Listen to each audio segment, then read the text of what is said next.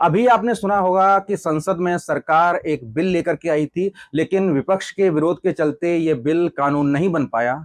इसके बाद पूरी सरकार और सरकार के समर्थन वाले मीडिया ने जोर शोर से ये बात कही कि विपक्ष नहीं चाहता कि संसद में महिलाओं के लिए आरक्षण लागू हो। तो मैं आपको बता देना चाहता हूं कि महिलाओं के लिए संसद में आरक्षण वाला विधेयक 2 साल पहले यानी 2023 में विपक्ष के समर्थन से ही पास हो चुका है और कानून भी बन चुका है। तो जब 2 साल पहले महिलाओं के आरक्षण वाला विधेयक पास हो चुका है, कानून बन चुका है, तो सरकार ने उसको अब तक लागू नहीं किया।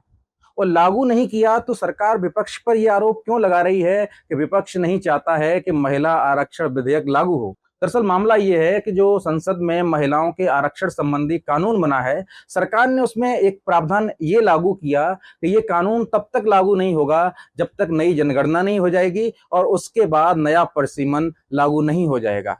परिसीमन का मतलब है संसद में राज्यों को सीटें नए सिरे से बांटना।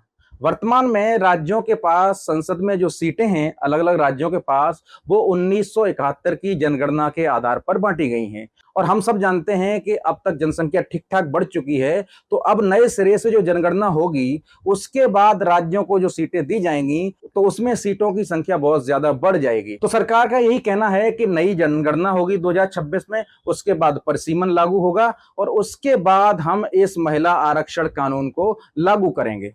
लेकिन विपक्ष की इसको लेकर कई तरह के विरोध हैं। एक विरोध तो इसी बात का है कि जब सरकार ये चाहती थी कि महिला आरक्षण लागू हो तो हमने तो पूरा समर्थन देकर के 2023 में उसे पास करवा दिया, तो सरकार ने 2 साल हो जाने के बावजूद इस कानून को लागू क्यों नहीं किया। अगर सरकार चाहती थी कि 2026 में नई जनगणना के बाद परिसीमन लागू होने के बाद महिला आरक्षण लागू किया जाए तो सरकार फिर नए सिरे से कानून लेकर के आती, पहले से कानून लेकर के क्यों आई। हम सब जानते हैं कि भारत में जनसंख्या एक बड़ी समस्या रही है और आजादी के बाद से ही अलग अलग राज्यों ने जनसंख्या को कम करने के लिए अपने अपने ढंग से प्रयास किए हैं। दक्षिण भारत के राज्यों ने इस दिशा में ठीक ठाक काम किया है और वो अपनी जनसंख्या को नियंत्रित और कम करने में कामयाब हुए हैं। लेकिन इसके विपरीत उत्तर भारत के बहुत से राज्य इस मामले में पूरी तरह से फेल हुए हैं।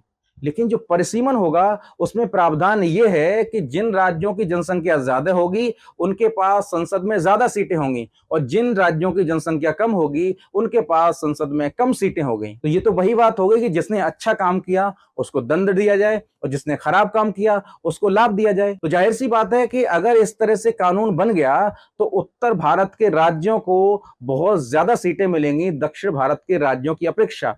तो ऐसे में जिसके पास संसद में ज्यादा सीटें होंगी उसकी सरकार बनने की संभावना ज्यादा रहेगी, उसका संसद में दबदबा ज्यादा रहेगा। ऐसा भी हो सकता है कि वर्तमान में जो सत्ताधारी दल है वो या दूसरे दल उत्तर भारत में अपना प्रभाव जमा करके सरकार बना लें, तो ऐसे में दक्षिण भारत के राज्य तो उपेक्षित रह जाएंगे, तो उनका विरोध बिल्कुल जायज है। अब आप समझिए सरकार महिला आरक्षण विधेयक को 2 साल पहले पास क्यों कर चुकी है। वो जानते थे कि जब हम 2 साल बाद परिसीमन विधेयक लाएंगे तो उसका विरोध होगा, तो हम वहां पर ये एक अपना दांव खेलेंगे कि महिला आरक्षण को अगर लागू करना है तो परिसीमन अधिनियम को लागू करवाइए, यानी परिसीमन विधेयक को पास करवाइए। लेकिन विपक्ष ने अपनी आपत्ति को दर्ज करते हुए सरकार की इस नीयत को खोल कर रख दिया है कि सरकार दरअसल महिला आरक्षण को लागू नहीं करना चाहती है। सरकार महिला आरक्षण का नाम लेकर यानी महिला आरक्षण की आड़ में परिसीमन अधिनियम को पास करवाना चाहती है, लेकिन विपक्ष सरकार की इस नीयत को भांप चुका है और उन्होंने इसका विरोध किया और यही कारण रहा कि अधिनियम पास नहीं हो पाया। अब ऐसे में अगर सरकार और मीडिया चिल्ला चिल्ला कर कहते हैं कि विपक्ष नहीं चाहता कि महिला आरक्षण संसद में लागू हो, तो क्या ये बात सही है या फिर सरकार उस कहावत को चरितार्थ करते हुए दिख रही है जिसमें हम कहते हैं कि कहीं पे निगाहें कहीं पे निशाना, यानी सरकार का निशाना तो है परिसीमन अधिनियम पास करवाने पर, लेकिन सरकार निगाह दिखा रही है महिला आरक्षण बिल पर।